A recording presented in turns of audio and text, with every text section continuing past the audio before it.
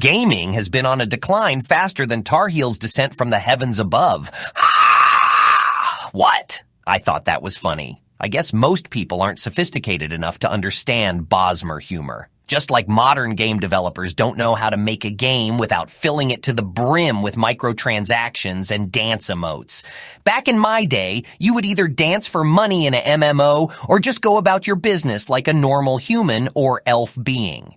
These days, it's all about flossing. Flossing fetchers, I hate them. What annoys me most is that it has nothing to do with dental hygiene, apparently. Most kids these days have a 90% chance of stealing a relative's credit card in order to feed their skooma-like addiction of buying cool skins for their character within the span of their formative years. Gaming used to be about good storytelling and gameplay. What happened? Remember the days where you dice roll to see if you could stab a mud crab? When flying, cliff-loving, screeching pterodactyls would descend upon you when you were just trying to make it to the next town? When lore and world building didn't just boil down to 30-second audio tapes of dead people who would conveniently turn off the tape once they kicked the bucket?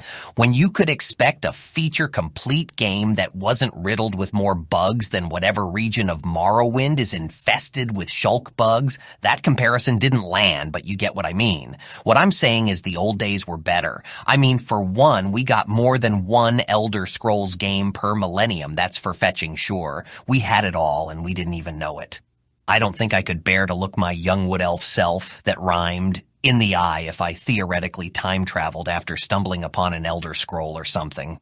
I'd tell young Fargoth, Sonny, you don't know what's coming. I mean, I'd tell him to hide the ring better and to invest in ebony and glass mine-based NFTs, that's for sure. But that's beside the point. I'd tell him, good young Bosmer man, break the fetching green pact even if your parents told you not to do so, and enjoy the good games while they last. Because in years to come, kiddo, you'll be stuck playing those same games with mods. Which isn't as bad as it sounds until the fetching Thomas the Tank Engine nightmares kick in. And to avoid Fallout 76 like the Scorched Plague, and Complete Swit like Anthem, and Cyberpunk's botched, or should I say netched launch. Netched, get it?